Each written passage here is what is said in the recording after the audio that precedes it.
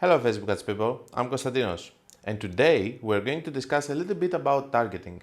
I know that with all the changes that we have seen in the platform, with so many interests being removed and everything, that we have a very big problem in terms of targeting and kickstarting our businesses.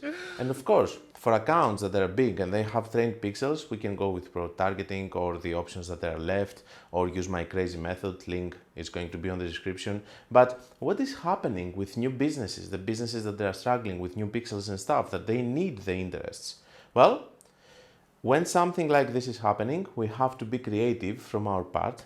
As you know, I'm always closing my videos by saying you have to be creative and consistent. So this is the part that I'm going to analyze to you, how you can be creative with your targeting. And it's not the end of the world as long as we can think a little bit outside of the box. So now it's the time that I came to my PC. I would like to show you some creative ways to overcome the obstacles of the targeting that we have. One big example is veganism. Okay, veganism, it's a niche that we can see that it still exists, but I can assure you that back in the days when you put veganism, you could see a whole list of many interests, and now you're just left with one interest, and it's a huge interest also. It's not for a new business. So let's think of it. If we put veganism here in the United States, you can see that the targeting, it's huge. Okay, if we remove the detailed expand option, it's actually 40 to 49 million. I'm not saying that you should not test it, but I'm saying that it's only one interest. How can we put more interests to that? I'm having a whole video which is coming and it's all about audience research, how to find different audiences and how to do your research, because I don't believe that targeting veganism is the best possible way. Targeting only veganism is going to cause you to actually compete with other people that they are lazy and they don't do a proper audience research. So having other interests like people who are into veganism, okay, like public figures or maybe magazines or maybe fan pages, brands that are all about veganism, you know, all of this kind of stuff that they are circling the niche instead of you just putting one keyword. So if we want to be creative on that, we can say that, hey, we have veganism, but we can find other interests also. So instead of just doing an audience research on the veganism, we can do an audience research on the people who like meat.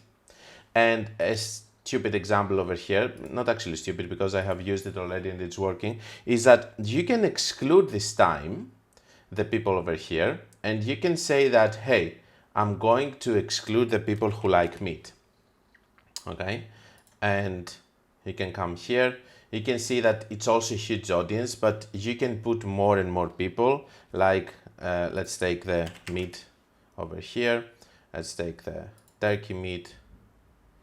And the more you move down, you can move down your way by adding more and more interest, making it smaller. I need to point out this, that if you're having 5 interests that they're working in the veganism space, for example, you can have another 5 exclude audiences, okay, with 5 interests that you're excluding, that they're going to work. So instead of being limited to just 5 options, now you're having 10 options instead. Okay, that's the whole point, and that's what I want to explain. Now let's go to another example. One of the niches that has been heavily impacted by these changes is the Christian niche. This is a niche that I have also a lot of clients I'm working with, and I love to work in that niche for obvious reasons. And at the end of the day, I must say that almost all of the interests have been removed from that, and I'm actually really sad about it. So what are we going to do? We have to be creative. Of course, in that case, you cannot exclude, for example, people in Islam, okay, because it was also removed.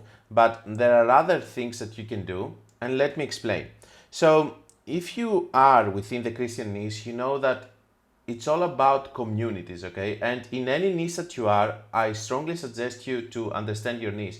If you are not within the niche, read a lot about the niche. Try to become a member of the niche, because if you're not passionate about something and you don't understand it, you will find less interests or less ways of reaching people within the niche compared to other people that they are within the niche and they have a store in the niche that they love.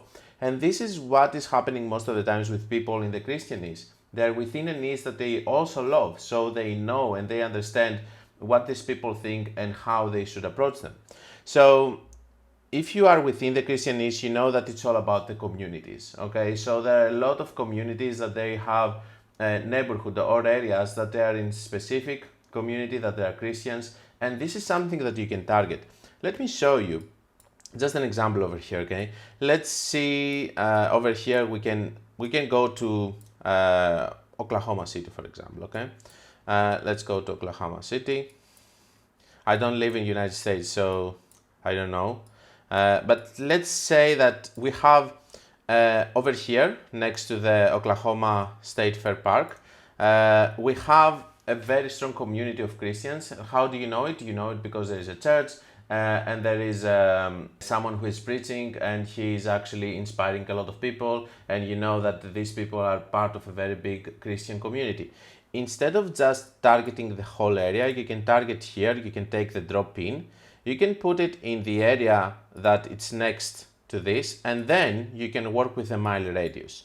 Okay, you can go up to 1 mile radius. As you can see, when you're dropping the pin here and you're having 1 mile radius, it's just taking one block, maybe 2 blocks in total, okay? So it's a very efficient way for you to be able to target like this, because as you can see also the potential reach is 25 to 29,000, and I'm not talking about doing only one pinpoint, but doing your research, okay? But this is your job, okay? Yeah, I know it's difficult to find all the pinpoints, but imagine that if you take the extra mile of doing that, a lot of people are not going to do it. So you can go and you can pinpoint the different areas that you want to target because you believe that there are potential customers there.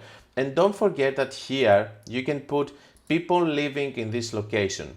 We don't want to target tourists. You have seen that it has decreased a lot. Now, if you take a lot of pinpoints like this, you can make very strong audiences, and this is something that is going to help you kickstart your business. I'm not saying that you should do this for scaling, okay? I'm saying that you should do this when you're having a new pixel and you don't have enough data into your pixel and you want to start from somewhere, and you have all of these big audiences that Facebook likes, but they're not good for new pixels and new ad accounts. So the moment you will start thinking in a creative way, and these are just 2 examples that I have found in order to show you that there are more ways to do targeting if you think out of the box, instead of just crying because Facebook removed a lot of the audiences that we used to have. So that's all that I had to propose about the targeting and thinking outside of the box. Use the exclusions, use the pinpoints to find local communities or neighborhoods that something is going to work for you. And at the end of the day, by the way, you can also use over here, if you click on the search locations, you can type any address, and you can also, if you find the addresses of the churches, you can also type the addresses and then target within 1 mile radius. This is also another option. But at the end of the day, as you have seen here in this video, there are a lot of options, and I think that if you want to do something good with your Facebook ads and you're starting now, you need to start exploring these options and start thinking outside of the box. I will see you for the closing of this video. So, as you can see, there are different options, okay? And it's not the end of the world as long as we try to find solutions instead of just laying in our bed and say, oh my God, what am I going to do now? Facebook destroyed my business. It is not like that. You are an entrepreneur and you have to find a solution. Or you are a freelancer and you have to find a solution for your client because this is why he's paying you for. Okay? So trying to not finding a solution is not acceptable. I would like to thank you for watching the video. Please subscribe and like if you like the content. If you want to learn more about Facebook ads, you can check my book or courses. Links are in the description. And until we meet again, don't forget that you have to be creative and you have to be consistent in the universe and in the metaverse.